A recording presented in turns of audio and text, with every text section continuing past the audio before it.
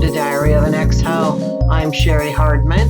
I'm your ex-ho, and today's guest is Ash Newland. So sit back, relax, enjoy the episode, and remember the old saying, always a bridesmaid when you're a hoe. Hi, my name is Ash Newland. I am from Tacoma, Washington. My sexuality is straight. My pronouns are she, her, and I am in a long distance relationship.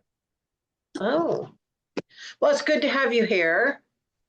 Yes, Um, likewise. let's see. First thing we always do now is go do a Mary Shag Kill. And like I told you, this should be coming out on Christmas Day, so I had to, of course, make it Christmassy. So hang on, let me go get it. All right. All right, you should be able to see that. Yes. Okay. So you're going to have three people. You're going to marry one, you're going to shag one, and you're going to kill one. And yours is the Christmas Ooh. edition. So we have the Grinch, Santa, and Buddy the Elf. So who are you going to marry? Who are you going to shag? Who are you going to kill? Ooh, okay. Definitely gonna marry Santa because his consistency of, being around for most of the time and then he's just gone for one day. Like, that's totally fine.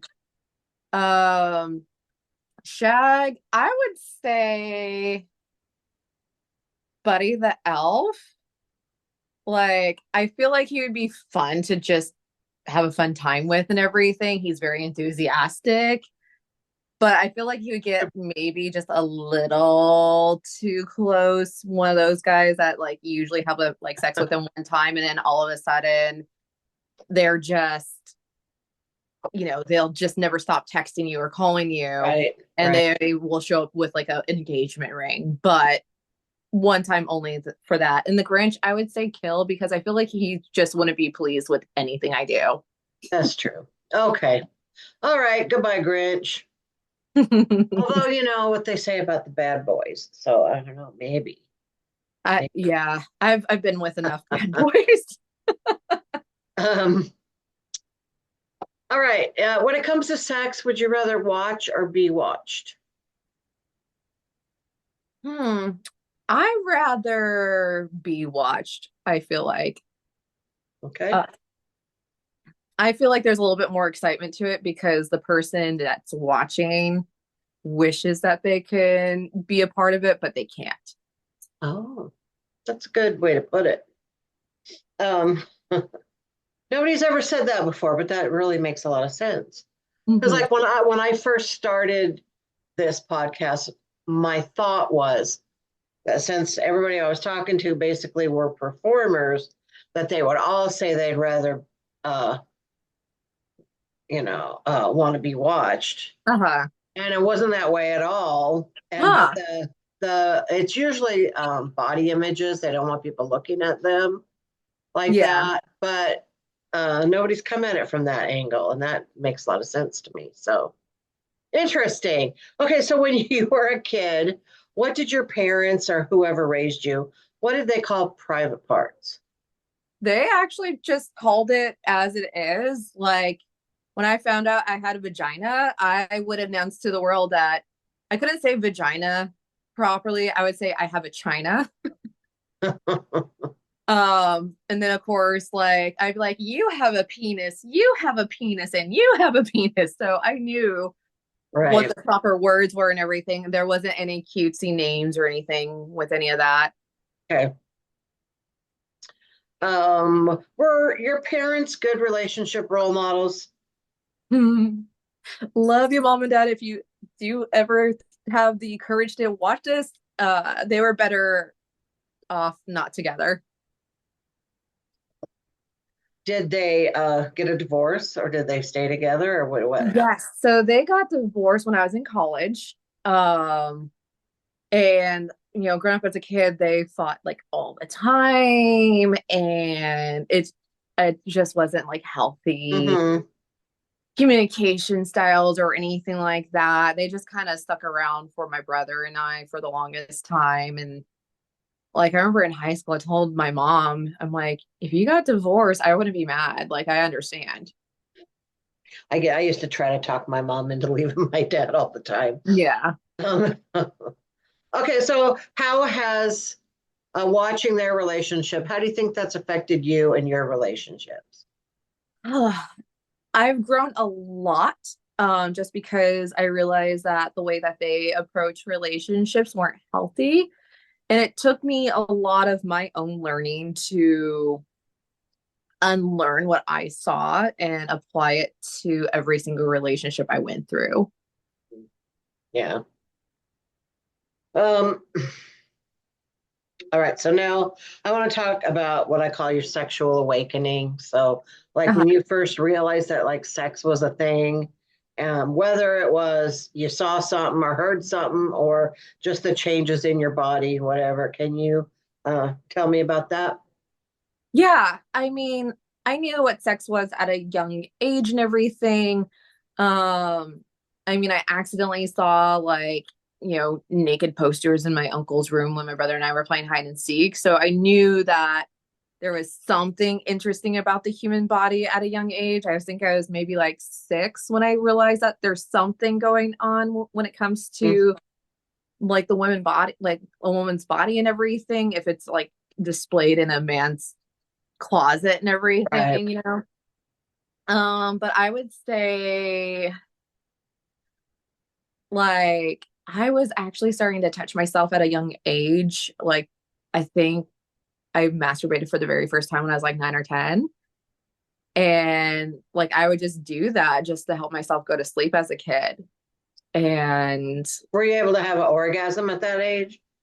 surprisingly, from what I remember, yes, because I was like, "What is this feeling?" And it was just like really, I was a early, very early bloomer. Mm. Like I hit puberty like around that time, like full cycle, everything like that at the age of 9. Yeah. Yeah. Yeah. Me too. I remember those days. Yeah, it was really weird because like when I was like 10, 11 years old, like dudes thought I was a lot older than I was. So they would hit on me, and my mom would be like, "Get away from her, you fucker. She's only like 10 years old, you sick fucks."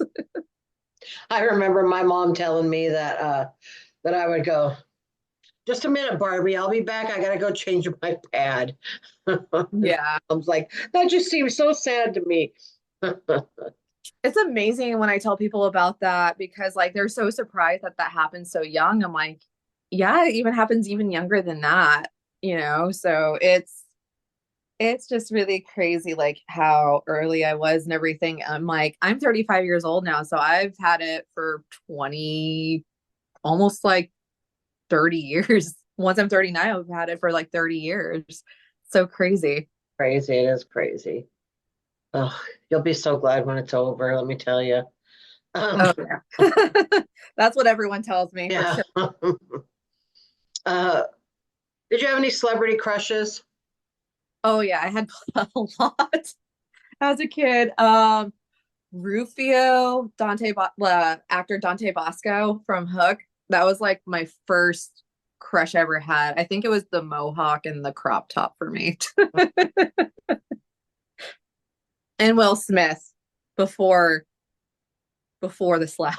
Right. Kind of ruined it, didn't it? It did. I'm like, I thought Aaron Carter was a little bit embarrassing to admit that that was one of my celebrity crushes, but I'm like, yeah, Will Smith, kind of on that level now. So do you have a certain type? They all seem a little different. Yeah. So for a while, my type was bald military men. Now it's guys with full head of hair and actors. Yeah. Sometimes just something like, uh, yeah, I don't know. Just a certain type of guy just all of a sudden will do it for you. Right. And it doesn't even really, I don't even think there really has to be like a reason. It just is. Yeah. Well, like I remember when I was like a teenager, The Rock and like Vin Diesel, I had a thing for too and everything. And like seeing the commercials of Mr. Clean and you see like, guys like taking care of themselves and like cleaning the house and everything. I'm thinking like, oh, these guys are gonna be like more like responsible and things like that. Then when you start dating these guys, it's like you could barely wash your ass and your tidy whities have skid marks on them. Like, what the fuck? Like, I thought you'd be helping me clean and everything, but I would come home sometimes and I'm like, you did nothing. What did you do all day? Oh, I watched Joe Rogan's podcast all day and read books. Uh, do you remember like any mainstream movie that had like a love scene or a sex scene that you thought was really hot that you would always kind of think about or go back to at all? Oh man. I would say 365 days on Netflix has been like the hottest scenes that I've ever seen in my life. I'm like, I want to get fucked on a yacht. That would be like super hot. Hmm. Do you watch porn? Do you watch porn? I've only done it like I've only watched porn like a few times, and it was just more for like, what's the big deal about it? But also, there was one time I was kind of being serious, but joking around with this guy where he's like, "Hey, let's do a threesome," and I'm like, "Yeah, if we do a threesome with a guy first, then I'll do it with a girl." And usually, that's my get out of the threesome card and everything. Just because usually if I say like, hey, let's do it with a guy first, most guys are like, no, never. I'm like, well, if I have to do that with another woman when I'm completely straight, then you're gonna have to do that with a dude too. And so when they don't, if they're not equal with it, I'm like, nope, not gonna do it. But this guy was like, yeah, let's do it. I was like, oh, okay. So I watched porn of like how does it happen between like two men and a woman? And when I saw that, I was like, no, it scared me to the point where I'm like, I can't do a threesome ever. Okay, so the next question was, has porn affected your life in any way? And that was one. That was an Yeah, effect definitely it that was had. one. Yeah. For me, if you want to watch porn, by all means watch it if you want to. Like I have no judgment. Like I even have told got like partners in the past, I'm like, hey, if you want to watch porn, like I'm okay with that. Like I'd rather you be upfront and tell me about it versus hide it behind my back. Mm-hmm. Right. Um, what's your definition of amazing sex? I would say foreplay definitely helps me experience the most amazing time ever, but also emotional connection with the person like beforehand. Just consistency and communication with that person definitely builds it up. And then once that foreplay happens, everything like it helps me relax and just really focus on my connection with this person. And it just feels like it's really easy to orgasm when it happens like that. Because, I used to have sex with, you know, multiple men whenever I was in like my single phase and everything. But it just got boring after a while because it was just kind of like no foreplay. They got what they need, but I didn't get what I need. So it just got boring super quick, real fast. Yes. And one of my theories is always that they learned that from watching porn, Yeah. because that's what happens in porn. And it's like, it's not really like that, guys. Okay. Right. We're going to go to the wheel of dirty questions. So hang on. Ooh, that sounds exciting. That.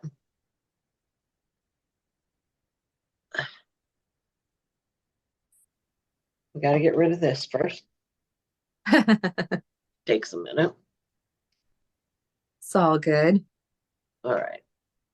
All right, here we go. Just have to do one. Okay.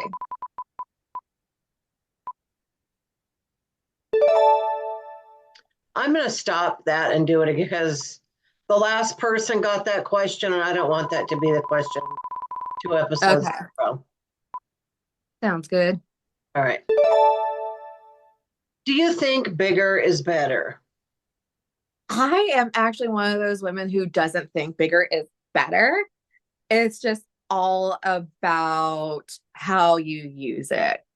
Like, Because I've had sex, like some pretty amazing sex with guys who had like pretty small dicks and everything, and it was better than a guy that had a big dick. So I feel like sometimes guys who might have smaller dicks feel like they have to really compensate themselves for what they don't have, but I feel like they tend to I've experienced a lot better sex versus guys who have big dicks because it just seems like sometimes they get a little too cocky and it's Right. just over before you really want it to be over with. Yeah. A little too cocky. Um, how's your body image? It's getting better. It used to be really bad.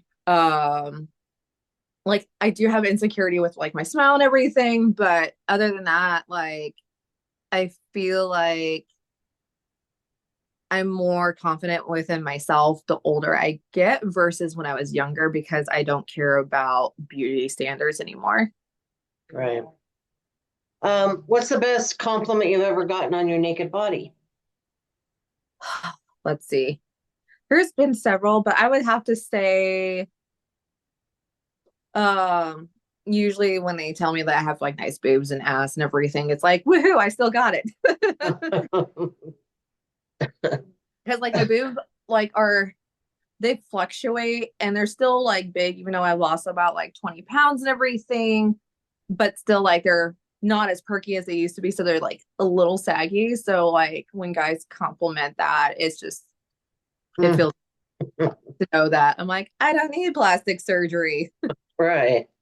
Do you have any sexual regrets? um yes, I would say I would have like regrets with some people that I had sex with before. Um I can't think of like one particular one where I'm just like, oh my gosh. No. I remember one time I was having sex with a guy and I was falling asleep. Who was you were or he was? I was. Oh, And he asked me about his dick, whatever. He's like, how do you like that dick? I'm like, it's a good size for 3 inches. As I was oh. falling asleep. Let's just say a week later he dumped me. All right. So do you regret the sex or do you regret saying that? Balls. Right. Yeah. Is there anything left on your sexual bucket list that you haven't done before? Let's see. I would say I want to actually try to have sex in a hot tub. I know some people say it's overrated, but I just want to try it. Mm-hmm. Because I've had sex in parks before. I've gave guy head in a tennis court on a tennis court before. Had to run away because the dude that's owned the tennis court over saw what we're doing. I was in Bible college at the time because everyone would like hook up at this park and everything. So, I went there a few times. Right. But, and then, I mean, I've had sex at a hair salon because I was briefly dating a guy that was a hairstylist.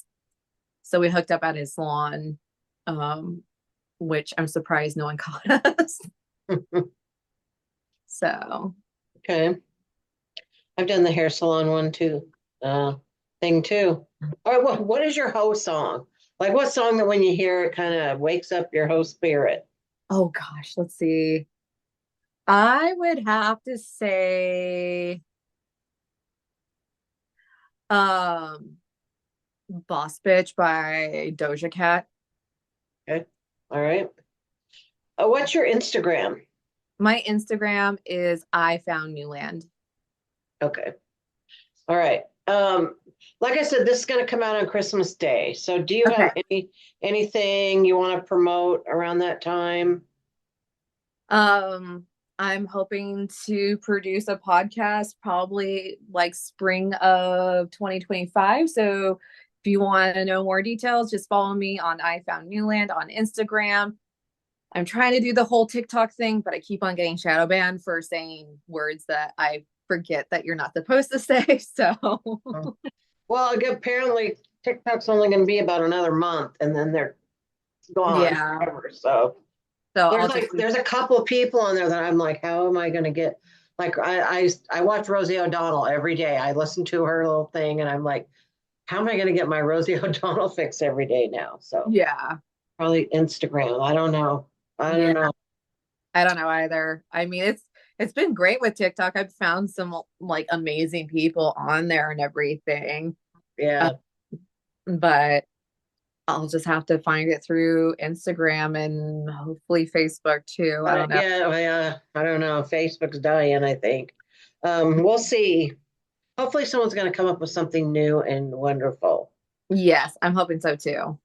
So now, I didn't really fully prepare you for this, but now's the time when I'd like you to tell me a story, a sex themed story, something that's happened to you that's could be fun, it could be sexy, it could be embarrassing, whatever. And then I'm just going to sit here and listen.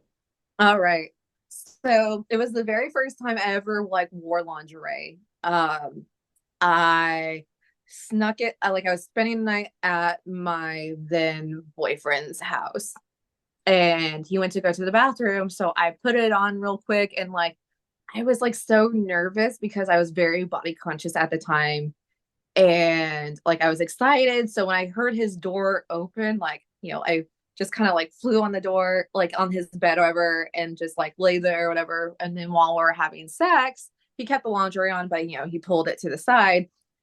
And I am the worst when it comes to like, sexy talk and talking dirty and everything. So I was going to give it a try. And I said to him, "Are you punishing me because I made you cut onions?"